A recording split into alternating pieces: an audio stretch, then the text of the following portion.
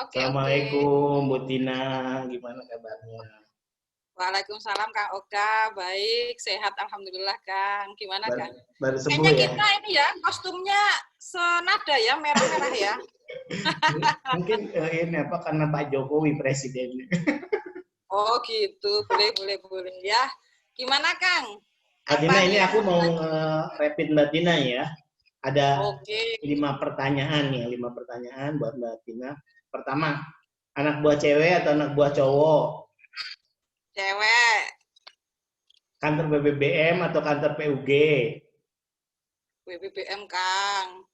Layanan juara atau kenyamanan anggota? Layanan juara.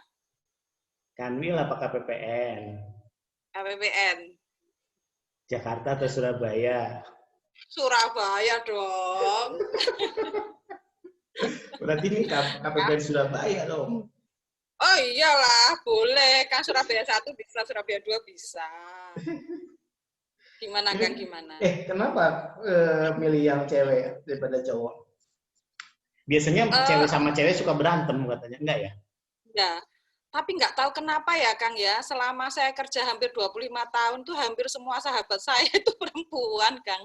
Ya iya kan Mbak Tina perempuan ya wajar lah. Iya, jadi maksud saya teman-teman kerja saya yang akrab dan apa keep kontak itu sampai sekarang tuh kebanyakan perempuan gitu. Hmm. Dan beberapa kali saya bergabung dalam tim itu ya banyak perempuannya gitu, Kang.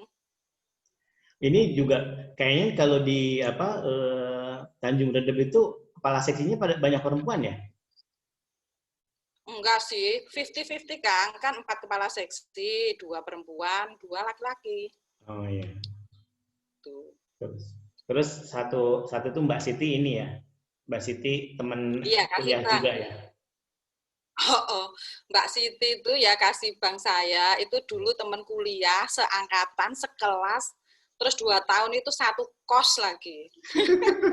Berarti udah tahu Lengkap ya. dalam-dalamnya lah gitu.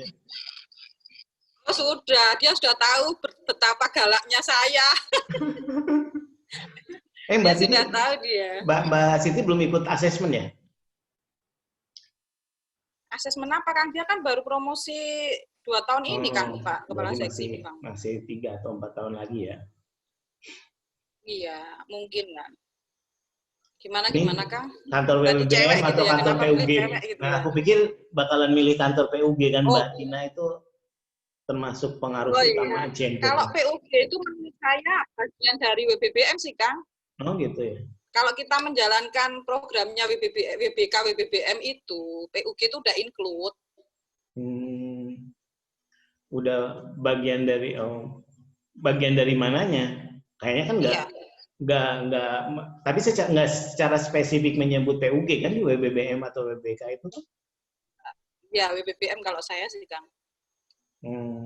Jadi gini Kang, di dalam WBBM gitu ya, Hmm. WBK dan WBBM, itu kan ada pernah dengar ya yang pengungkit itu ya, Ya komponen pengungkit ya. pengungkit, Ya, komponen ya. hasil gitu ya Kang ya. Ya.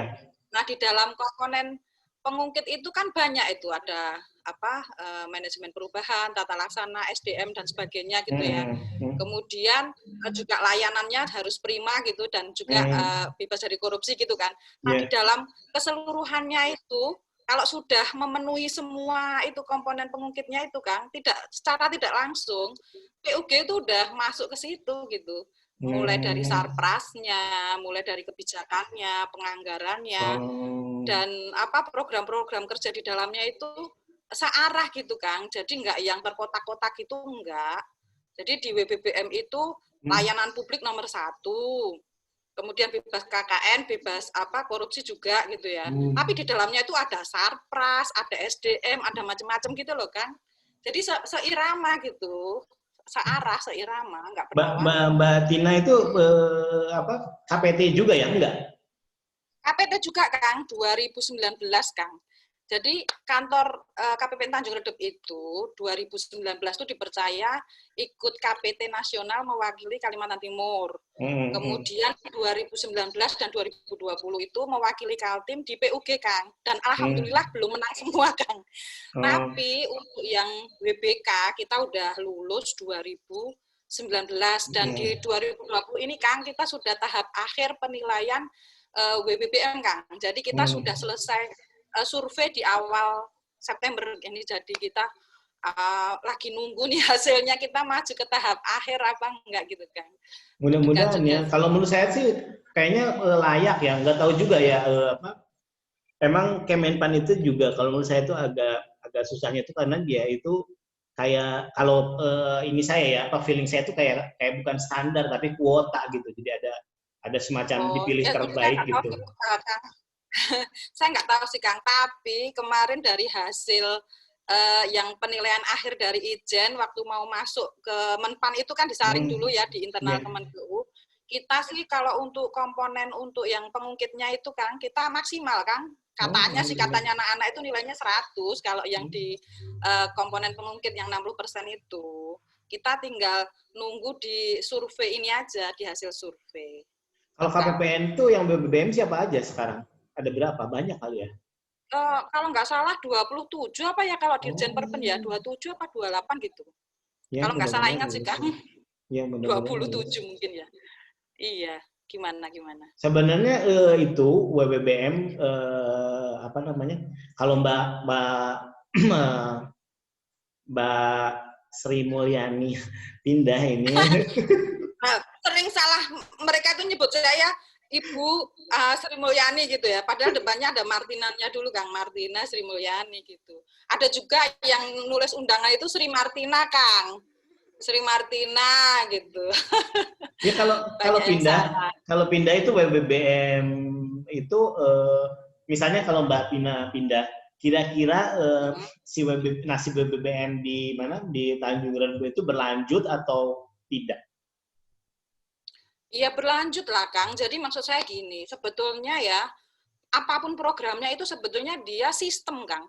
Jadi karena dia sistem, dia itu siapapun yang duduk di situ asal menjalankan gitu ya, meneruskan gitu Kang.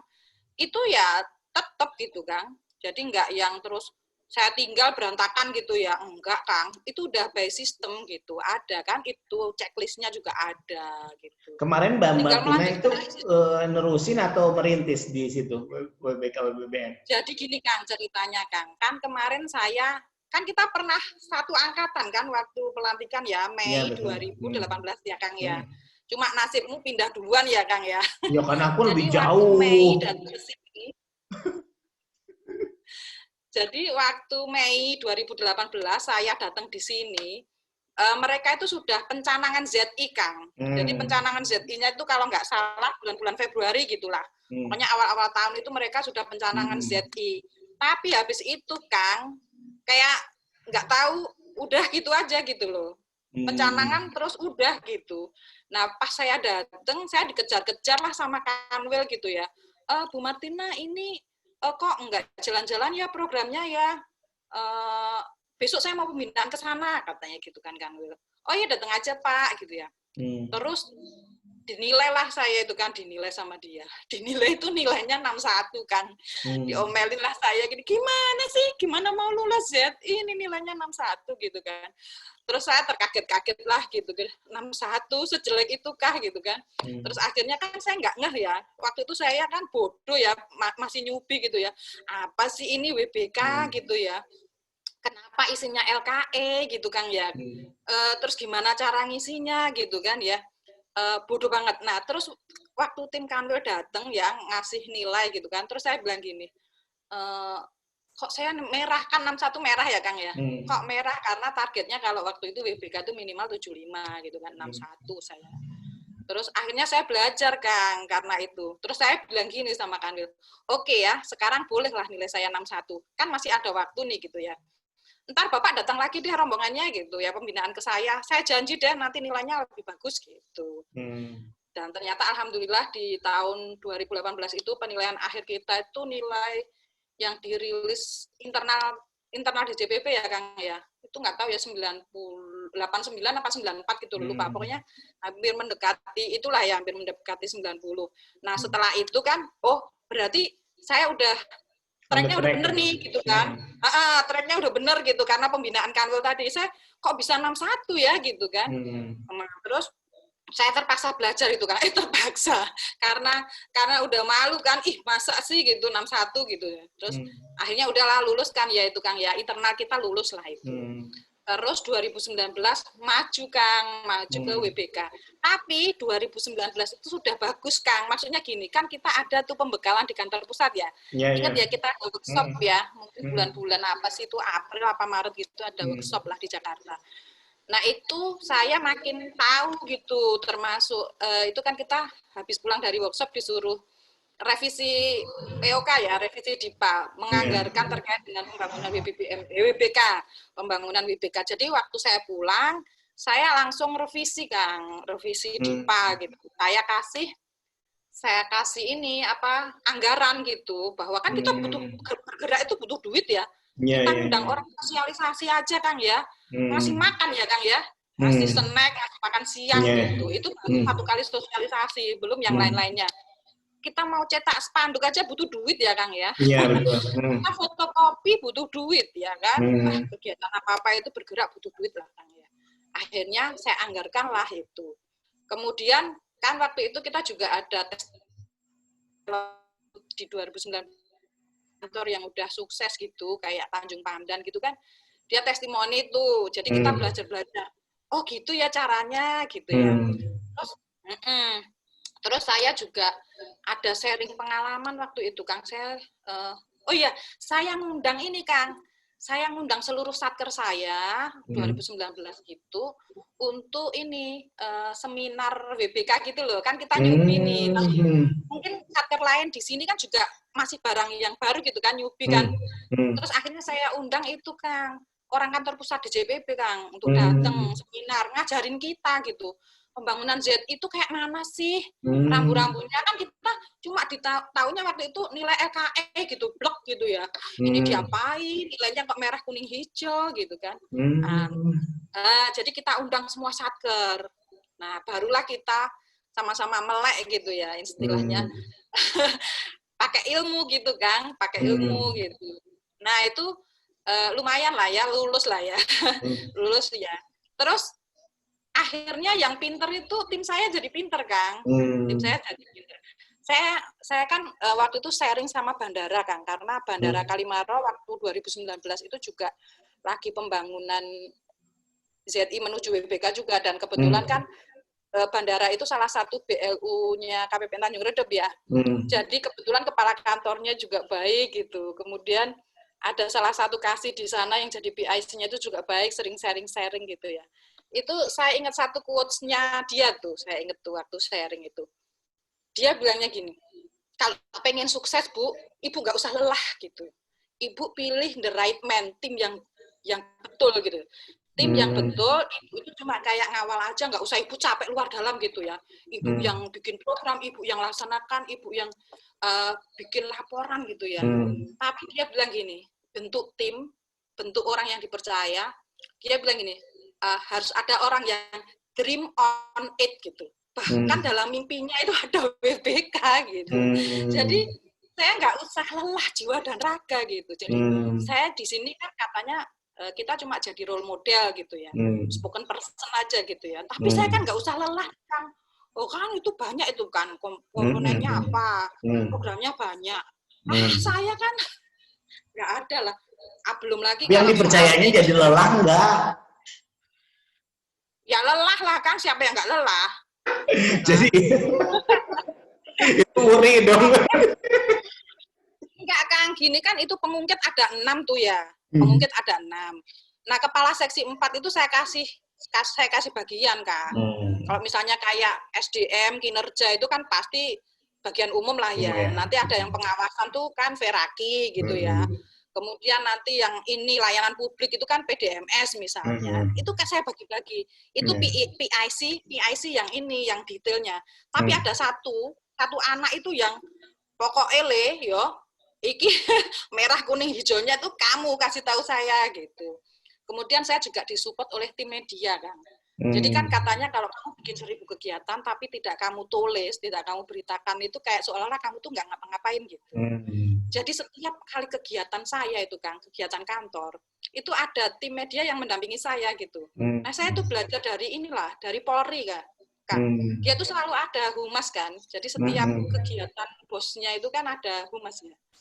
Nah, gitu Kang. Jadi semua kegiatan kantor itu saya beritakan kan. Jadi kalau ada kegiatan misalnya, ini kalau COVID ini gimana? Kan berbeda dong ininya ya. Beda Kang. Kita kan penilaiannya menghindari apa nanti ya, apa Kang. sistem penilaiannya, sistem kerjanya? Oh iya Kang, jadi gini, sebetulnya kalau yang tahun kemarin itu ya Kang ya, kita kan ada disuruh ke Jakarta ya, pernah ya waktu itu untuk dikunjungi nggak sih waktu Kemenpannya atau online juga?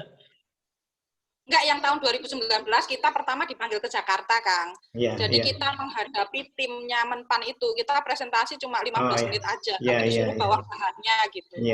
Kemudian dilanjut dengan one on one meeting waktu itu, Kang. Nah, one on one meetingnya itu ada yang langsung on the spot, ada yang via Zoom, via Vicon ya. Nah, saya karena jauh ya, jadi saya itu kena Vicon. One on one meetingnya itu via Vicon yang tahun kemarin itu 45 menit.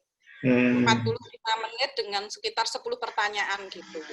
Nah mungkin karena kemarin kita sudah pakai Vicon ya, jadi untuk yang tahun ini mungkin kalau pakai Vicon itu tidak terlalu sudah biasa ya. Sudah tahu. Yang penting bahannya sudah dikirim dulu Kang.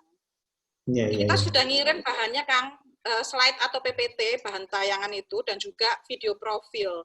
Nah video profilnya itu sudah masuk paparan itu program BPK BBM, termasuk testimoni satker, prestasi kerja macam-macam itu udah include lah di situ. Jadi minimal si tim Menpannya itu sudah dapat info awal lah tentang kita gitu. Cuma kayak meyakinkan aja one on one meetingnya itu. Gitu. Kalau kelebihan WBBM ini dari WBK kemarin apa Mbak? Nilainya Kang, passing grade-nya.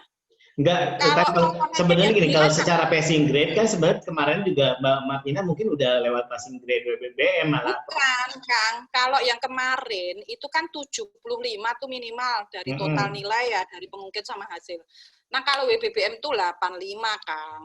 Ya, tapi kan kemarin udah mencapai lebih dari 85 kayaknya. Tanjung Redep. Bukan, kemarin itu kan yang dari internal kita tuh, yang 89-90-an itu ya. Nah, waktu masuk ke Menpan, tim akhirnya tuh nilai saya 77 apa berapa gitu. Kan di atas 75. Jadi mereka saringannya lebih lembut lagi daripada internal kita. Ya. Terus yang sekarang ini Kang, nilainya 85 minimal. Nah, ini katanya nih Kang. Katanya waktu kita workshop di Jakarta di internal DJPB, itu biasanya nih Kang, kalau nilai antara yang diajukan dari Kemenkeu sama dia itu katanya sih, nilainya itu turunnya itu bergesernya antara 5 sampai 20 poin, Kang. Iya. Jadi kalau biar aman itu ya kita harus nilainya setinggi mungkin. Dengan catatan, dengan catatan nilai surveinya passing grade-nya dapat. Passing grade untuk survei itu kayaknya 90 poin apa ya? Dari total, misalnya kalau 15 poin, 90%-nya berapa tuh? 13,5 gitu ya. Kalau misalnya 20 poin, 18 gitu ya. Pokoknya gitulah. Tinggi banget Kang itu. Ya kan mudah-mudahan bisa inilah. Kayaknya kan ada istilahnya delta juga ya. Deltanya antara deltaan. Ada lah ya berarti Tanjung Redep ada. Di waktu kita bikin paparan PPT sama video itu sudah ada kedeltaannya Kang di situ. Nah di situ tuh yang penting itu sebetulnya katanya sih saya juga nggak ngerti banget gitu. Itu menyebarkan virus ini ZI. Terus kemudian ini inovasi kita itu harus yang katanya sih ya. Katanya itu yang tupoksi, mendukung tupoksi dan dirasakan langsung oleh stakeholder. Ya, gitu. Iya. Katanya sih. Saya kan belum tahu. Saya juga lagi galau nih, gimana sih nilai saya gitu. Kita tuh selesai disurvei itu 4 September, Kang. Tapi sampai sekarang mudah-mudahan tinggal berdoa kan udah berusaha. Kayaknya saya lihat Mbak Martina sudah all out juga. Ini Mbak Martina layanan juara dibanding kenyamanan anggota gimana, jadi nggak peduli kalau anggotanya misuh-misuh gitu. Oh gini Kang, saya bilang ke anak-anak tuh gini Kang, kita kan saya bilang ke anak-anak tuh gini, KPPN itu apa sih? Kantor Pelayanan Perbendaharaan Negara. Kata kuncinya apa? Pelayanan gitu kan. Pelayanan. Terus kita bilang gini, gimana kita mau melayani dengan baik gitu ya. Kalau kitanya itu nggak happy, kitanya nggak nyaman, kitanya nggak happy. Emangnya situ bisa senyum dari pagi jam 8 sampai jam 5 sore kalau kitanya nggak happy, nggak nyaman, ya kan? Coba misalnya ya, Kang Oka ya, suasana kantornya panas nih. Panas, kotor gitu ya, sumpek gitu, toiletnya kotor gitu ya, terus sarprasnya jelek gitu ya. Kira-kira bisa nggak sih ngelayanin dengan baik gitu ya? Saya bilang gini ke anak-anak, maaf ya teman-teman, kantor yang bagus itu sebetulnya untuk kita sendiri loh. Kita itu di kantor itu tiap hari loh, dari jam 7.30 sampai jam 5. Paling di rumah berapa jam ya kan Kang, kepotong tidur kan ya. Terus memang sih kita pengennya melayani satker itu dengan bagus gitu ya. Tapi satker itu ke kantor itu berapa lama sih? Tiap hari kan enggak ya? Si A itu paling ke kantor sebulan lah katakanlah menyerahkan SPM 2 atau 3 kali. Itu pun di kantor kan cuma paling 15 menit, 1 jam lah paling lama. Mereka itu cuma kayak lewat doang. Tapi kita yang di situ itu tiap hari loh, bertahun-tahun loh. Saya bilang gitu. Jadi awal-awal saya dulu itu saya kayak ibu kos yang super duper cerewet itu loh. Tapi saya kasih gini, kalau kantornya enak, nyaman, bersih, indah gitu ya. Pokoknya kita di situ aja betah gimana. Kita tuh gini loh. Kita tuh mengukur kepuasan orang tuh dari kita sendiri gitu loh. Saya bilang gini, coba kamu merasa nyaman itu kalau kantor gimana sih? Saya bilang gitu. Adem gitu kan, adem. Terus apa? Wangi gitu kan. Mau pipis ada air gitu, ada tisu, ada sabun, kemudian bersih, kinclong, nggak ada bekas apa-apa gitu ya. Terus kursinya juga bagus, empuk, enak, nyaman gitu ya. Terus kantornya hijau misalnya ya. Terus orangnya ramah, kita kan seneng ya kalau dilayani seperti itu. Nah saya bilang, kamu itu ya melayani itu kayak kamu pengen dilayani gitu. Nah makanya saya bilang, bikin suasana kantor itu senyaman mungkin gitu. Itu saya bilang ke anak-anak. Nah, tapi Mbak Martina komunikasi bagus ya sama teman-teman itu ya? Kalau dari sudut saya bagus, kalau dari sudut mereka saya nggak tahu. Enggak, artinya gini kan cukup terbuka juga gitu. Kalau mereka kesel sama Bu Martina, mereka bisa mengekspresikannya atau enggak? Ngomong. Ada pernah anak bilang gini, saya ini kan lagi waktu awal-awal saya tuh membenahi kinerjanya PPNPN nih kan. Saya kan gini, saya kan pindah-pindah itu sekitar 13 kali ya Kang ya. Jadi saya itu punya pembanding gitu kan. Saya pernah di Jogja ya kan, pernah di Kanwil Jogja, pernah di Kanwil Surabaya, pernah di KPPN Surabaya, pernah di mana-mana gitu. Nah saya kan bisa ngukur nih ya, kayak misalnya saya di GKN Surabaya 1, gedung 7 lantai Kang. Itu kantor modern banget gitu Kang. Terus toiletnya itu super duper bersih Kang. Karena apa? Setiap toilet itu ada yang jaga Kang. Kan mereka outsourcing ya. Ada yang jaga duduk di situ. Setiap kali kita keluar dari toilet itu dia bersihkan, dia keringkan Kang. Dikosek, digosok. Jadi namanya kamar mandi di GKN Surabaya 1 tuh kinclong ya kan. Nggak ada noda, kita setiap keluar langsung dibersihkan gitu. Nah, kita sudah pernah nerima layanan kayak gitu ya. Terus meja kita itu benar-benar dibersihkan, kinclong. Yang namanya cleaning service itu kita sampai sungkan kan, karena sehari itu dia keliling berapa kali gitu. Setiap kita mau pulang itu juga dia bersihkan gitu. Jadi kita sudah punya pengalaman layanan yang prima dalam arti sesungguhnya. Terus tiba-tiba ke daerah gitu ya. Ke daerah yang dulu itu karena gini Kang ceritanya. Saya bukan jelek-jelekin ya Kang. Jadi ceritanya ini kan kantor daerah di mana selama puluhan tahun pegawai ceweknya cuma 1 Kang. Jadi yang lainnya tuh cowok semua. Dan Kang Oka tahu kan kalau cowok kebanyakan bergabung bersama bertahun-tahun. Mungkin pernah ya ke kos-kosan cowok gitu ya. Gimana sih? Yang penting hidup kan ya Kang ya. Yang penting hidup ya. Nah kayak gitu Kang. Jadi bersih menurut mereka, rapi menurut mereka, indah menurut mereka, itu beda dengan ekspektasi saya karena saya sudah keliling gitu kan. Nah sejak saya datang mungkin mereka tuh ngomel-ngomel, tapi akhirnya saya kasih lah mereka itu. Saya kasih pengertian. pokoknya ya, selama kalian nyaman, itu juga yang dirasakan oleh Satker gitu. Makanya saya dulu mungkin terlalu cerewet gitu ya. Tapi alhamdulillahnya gini Kang, setelah saya di situ sekitar 3 bulan, 4 bulan, datanglah rombongan kepala seksi yang baru Kang, yang apa? Yang mutasi sekitar September itulah ya Kang ya. Menurut saya perempuan Kang, perempuan dari Kanwil Surabaya Kang. Nah, kita kan almarhumah itu ya? Hah? Almarhumah. Iya. Sama Kasubag Umum saya ini kan satu frekuensi nih. Kita udah pernah datang di kantor yang kayak gitu. Nah, saya gampang kan ngomong ke Kasubag Umum saya, bikin kantornya kayak di tempat kita dulu gitu. Dan saya udah nggak usah saya berjuang sendirian gitu. Sudah ada orang kedua gitu. Dan dia bisa handle karena ibu-ibu kan. Kalau ibu-ibu itu manage kantor kayak manage rumah gitu. Sama. Itu kayaknya KPPN Biak juga nanti kapan-kapan ada yang ibu-ibu lah di situ. Ya kan. Jadi untungnya saya dapat partner gitu. Nah setelah saya datang itu kan pegawai perempuannya jadi 2 nih. Nah setelah itu periode itu ada 2 kepala seksi perempuan. Habis itu dapat 2 perempuan lagi pelaksana. Nah sekarang saya dapat 4 perempuan Kang CPN.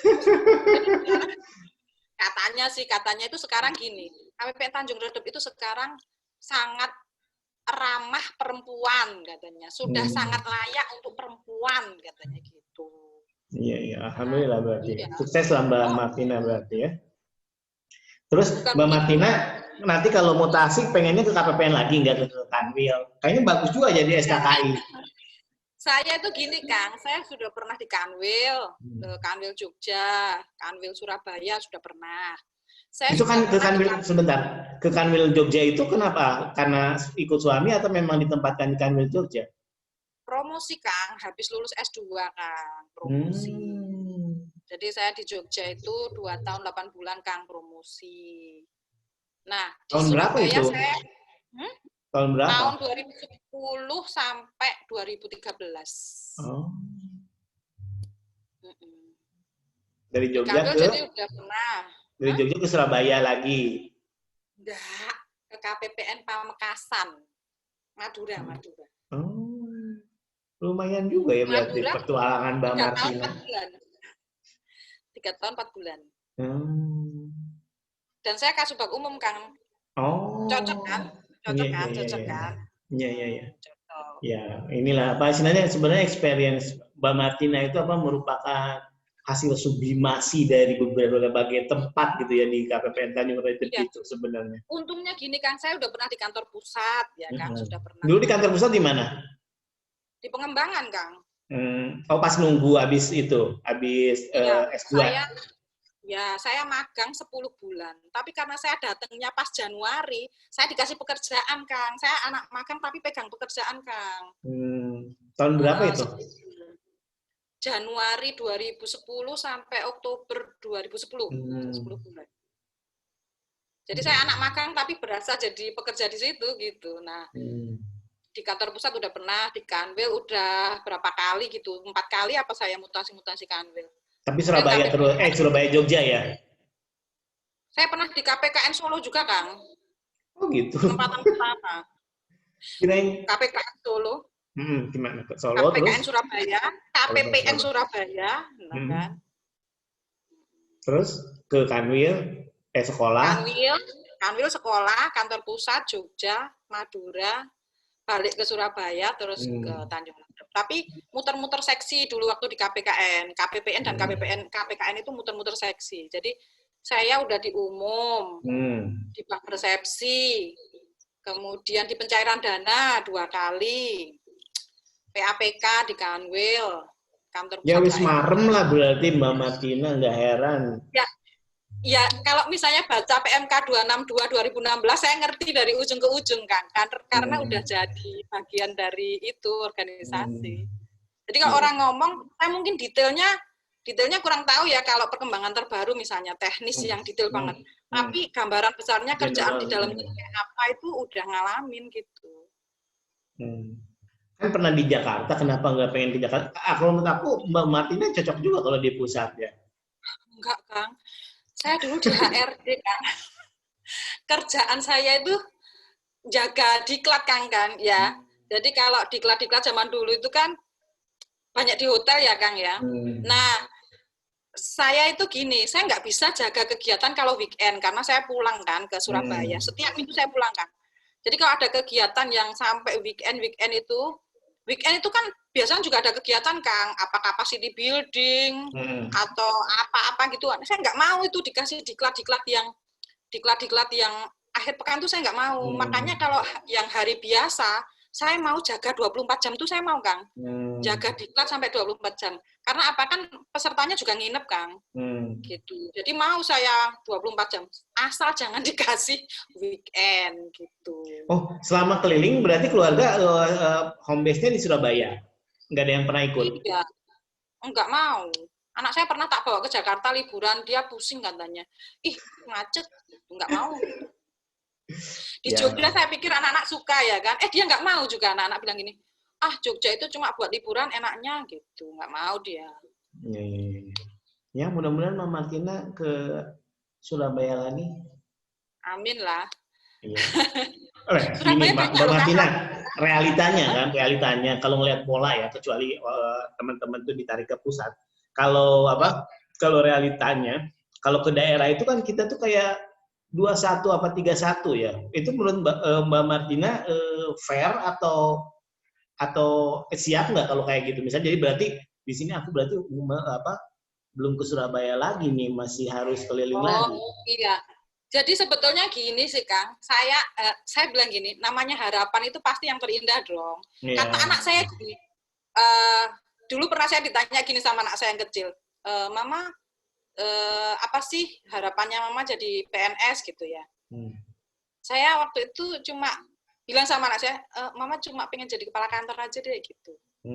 Terus dia anak saya tuh waktu itu masih kecil, dia mandangin saya gitu. Terus gini, Mama kok cuma pengen jadi kepala kantor sih mimpinya gitu. Mimpi kan gratis, nah kenapa Mama nggak pengen jadi menteri keuangan? Nah iya juga ya kan, mimpi gratis gitu. Nah, terus ya udah kalau ditanyain harapannya apa, kan harapan, Kang. Harapan kan di langit kan ya, wong harapan nggak bayar gitu. Kalau saya bisa berharap pindah ke Surabaya, kenapa saya berharap pindah dari Kalimantan Timur ke Kalimantan mana gitu kan? Berharap loh. Tapi nanti kan selama SK di mana, nah kita kan jalan juga. Emang kalau misalnya Kang Oka nih, pengennya nih pulang ke Jakarta, terus tiba-tiba nih SK-nya ke Sumatera. Emang ini ke Mamuju, ini udah ke Mamuju aku nih. Enggak, maksudnya kalau SK sudah di tangan, emang mau tuh terus gini, udah gitu ya. Udah saya nggak berangkat gitu. Nanti diomelin sama istrinya. Oh, ya, gitu. Kan? Jadi sebenarnya ya itulah Pak, berharap yang terbaik tapi tetap bersiap yang terburuk lah ya. Bukan yang terburuk, Kang. Kata suami saya bilang gini, Mama itu kan udah taken kontrak ya, bersedia ditempatkan di seluruh Indonesia gitu. Jadi Masnya itu di mana, BPK ya? Masnya itu BPK apa BPKP? Oh, suami saya pertanahan, Kang. Oh, BPN. Iya, sama BP-nya ya. Jadi karena ya kita kan ya mau nggak mau karena sudah taken kontrak ya, Kang, bersedia ditempatkan di seluruh Indonesia gitu kan ya. Gitu. Cuma suami saya bilang gini aja sih, selama masih ada kendaraan gitu. Kang, pernah nggak sih ngalami SJTP? Apa? Oh, pernah ya. Kan kita seangkatan. Iya, pernah kan ngerasain ya? Tahu nggak sih dulu zaman jayanya SJTP? Saya Tanjung Redep itu, Kang, tahu nggak? Setiap minggu saya pulang, Kang. PP 350.000, tapi badan kayak mau rontok. Tapi malah sakitnya sekarang, jarang pulang malah sakit ya kemarin. Iya, gimana sih, Kang? Coba bayangkan. Biasanya bisa pulang sering-sering gitu ya, bisa seminggu sekali, 2 minggu sekali. Tiba-tiba, Kang, lockdown ya, Kang. Saya, Kang, lockdown itu kan dari Maret ya, awal Maret ya. Kemudian saya dapat WFHB itu pertengahan Juni, katakanlah 3 bulan, 4 bulan lah nggak pulang. Itu kan udah gimana sih, Kang, ibu-ibu loh, Kang. Ibu-ibu itu ada, kalau saya merasakan itu ada kayak guilty feeling gitu loh, Kang. Tahu nggak sih guilty feeling gitu? Yeah. Saya ini istri seseorang loh. Saya ini ibu seseorang loh gitu. Walaupun suami saya bilang enggak apa-apa kok, anak-anak di sini baik kok, aku baik kok gitu ya kan. Tapi yang namanya perempuan loh Kang, udah udah lama nggak pulang gitu ya. Saya udah mikirnya, aduh gimana sih anak saya. Anak saya tuh juga sering nanya, kapan mama pulang gitu. Itu padahal anak saya tuh udah gede-gede loh Kang, udah sekolahnya SMA kelas 2 sampai. Saya lihat tuh juga gitu. Memang mungkin teman-teman wanita-wanita perkasa di kita itu sebenarnya lebih ke kelihatan tegar itu karena casnya juga rutin ya, kayak pulang setiap minggu. Tapi begitu casannya itu dilepas itu benar-benar aja drop gitu ya. Kalau dulu Kang dari 2010 saya kan udah moving. Sebetulnya 2007 kan saya sudah moving ke Malang Kang. Waktu itu kuliah di Malang karena waktu itu Lapindo ya Kang ya, yang jalan daratnya terputus kan kita terpaksa ngekos gitu ya. Kemudian dilanjut ke Jakarta itu kan setiap minggu pulang. Saya ingat dulu itu saya kalau pulang itu dari Jakarta naik pesawat, kalau pulang naik kereta. Itu setiap minggu, Kang. Kemudian waktu di Jogja juga bisa setiap minggu pulang. Waktu di Pamekasan juga saya setiap minggu pulang. Kemudian di sini awal-awal setahun pertama setiap minggu pulang gitu. Jadi kayak gimana sih, jam alarm tubuh kita itu udah tersetting gitu kan. Kalau udah Jumat sore itu kayaknya udah seneng gitu. Tiba-tiba Kang ya kan, berbulan-bulan.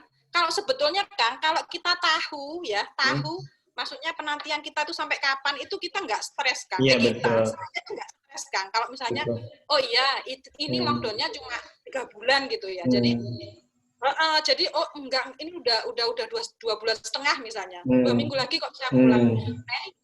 Karena gimana ya, sebetulnya ya nggak stres amat, tapi mungkin karena itu gimana karena sih, tadi chargernya itu kan, chargernya itu ya walaupun sudah ada teknologi ya Kang ya, yang namanya video call sehari 10 kali lah apa sih, tapi ya saya sendiri itu merasa kayak itu tadi ya, guilty feeling itulah. Saya itu nggak menjalankan tugas saya sebagai ibu dan istri gitu. Gitu Kang.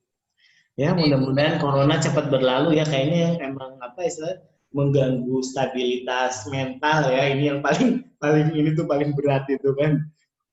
Nah, kalau sekarang sih karena keran ini Kang, keran cutinya udah dibuka ya.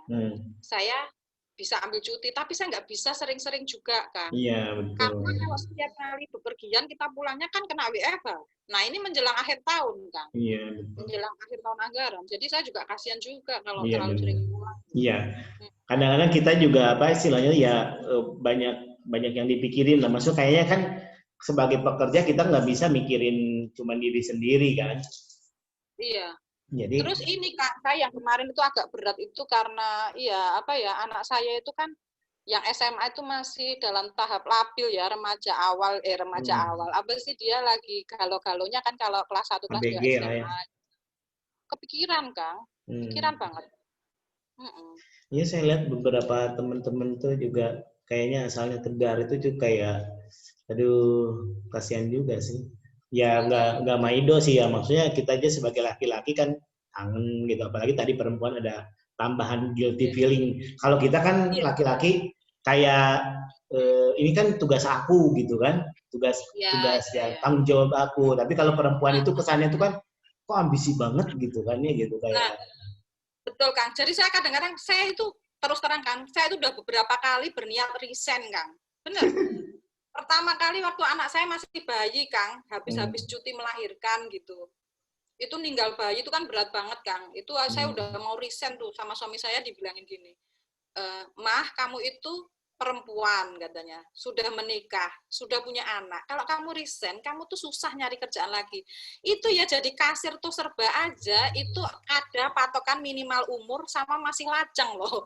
Kamu itu udah nikah, udah punya anak, nyari kerjaan apa katanya gitu. Ya udahlah saya gitu kan.